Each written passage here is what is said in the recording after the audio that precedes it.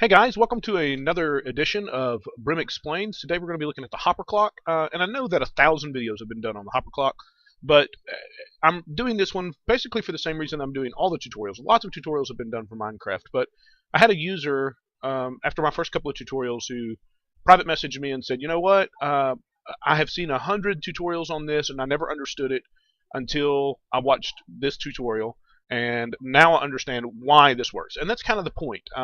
I have been a teacher and instructor at a couple of times in my life doing technical instruction, and what I have found with the vast majority of tutorials that are out there is they do an excellent job of showing you how to build something, but they don't explain why that build works. So when I started looking, so what I would end up having to do is I'd go watch the videos, and then I'd come back and I'd build that myself, and I'd tear it apart and see why it works. And I realized there was a pretty significant need out there for some education on why things work, not just how they work, not just showing you how to put it together, but show you why it works that way. So we're going to look at the hopper clock today. Now it's called a hopper clock, so obviously what we need to start with is a pair of hoppers, and these hoppers face each other. Ordinarily, what that would mean is that if we put one item, we could never put more than one item in. If we put one item in, it's just going to get pushed back and forth, and if we put a second item in, we're always going to have one item. Now, and we can accomplish the same thing if we time this right. So we end up with items in these all the time, and that's not what we want. So what we need to be able to do is control this behavior of these pushing items back and forth, and it's because the tail of the hopper right down there is pointing at the other hopper. So items that come in get pushed this way, but this one immediately tries to push them back. So what we need to do is control this behavior of when things can get pushed back and forth. Well, it turns out that a powered hopper, oops, come back here. Give me that back. A powered hopper is not allowed to push items out of itself. It'll just sit there and hold the items until the power goes away. Well, this creates a situation, now we're back to where we're pulsing back and forth. This creates a situation where we can control these two hoppers pretty easily. And we're going to do that right here. So we start the hopper clock with a pair of hoppers that are pointing at each other, and we need to be able to tell if there are items currently in this hopper, and we do that by running a comparator out of the ends of the hopper. Now, we're going to push the signal, so this comparator will say, yes, there is at least one item in this hopper, or no, there are no items in this hopper. It'll only be off when there are no items in the hopper. So we're going to take the signal that says, there are items in the hopper, and push it into a block. And then, did I put all of my redstone? And then we need to pull the signal out of that block. And we're going to do that right here with just a dot of redstone. We're going to do that on either end. So the signal that gets pushed into this block is going to get pulled out by this redstone right here. And then we're going to use that redstone to power a pair of sticky pistons. And then in front of those sticky pistons, we're going to drop the powering block. This is just a block, a redstone block. And when it is sitting in front of a particular hopper,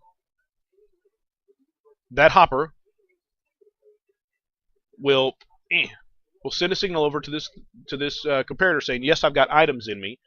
It'll get pushed into this block, which will power here and will power the pistons. So the vast majority of the time, both of these comparators are lit up. But what you will see is that for just one little instant, when this one completely empties, this will go off. And that will unpower this and allow it to pull the redstone block back over. Okay? Now, and then obviously it happens on the other side too. This one will go off and allow this piston to pull that back this way.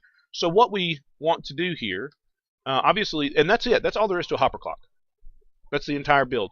Now obviously we want to be able to do something. Just building a hopper clock doesn't accomplish anything. And we do that by running a signal off of that hopper clock to something. And we can do that as simply because this is a powering block. We can do that just by capturing one side or the other of the signal. On, off, as the clock ticks back and forth. Now, that is excellent. That gets us a step in the right direction. But most of the time, we're not going to want a clock that just sits and toggles back and forth, back and forth. We're going to want to be able to control when this thing ticks. Now, well, I say most of the time. Most of your normal type builds. Now, there are lots of reasons to build just a clock with no controls on it. It just sits here and ticks back and forth. A lot of my creative worlds, my test worlds, have got one of these built that's full of items. It's not just a small number of items. It's got 5 stacks of 64 in here, and the output goes to a command block that just tells it to set time day, so that it never gets dark in those test worlds, so that I can shoot video without having to worry about it getting dark on me. So, however, a lot of times we're going to want to be able to control when this circuit pulses, and we can do that.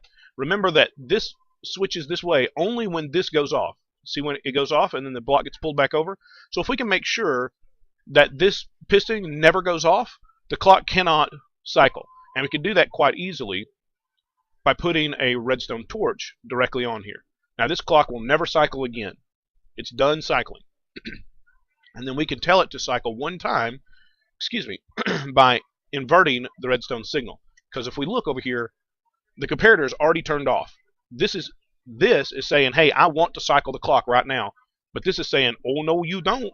You're not allowed to cycle the clock right now. So by pushing the button and very briefly interrupting this redstone torch, this will cycle over, allowing the other one to operate normally until the items run out again. And we can see that here. The redstone lamp should come on.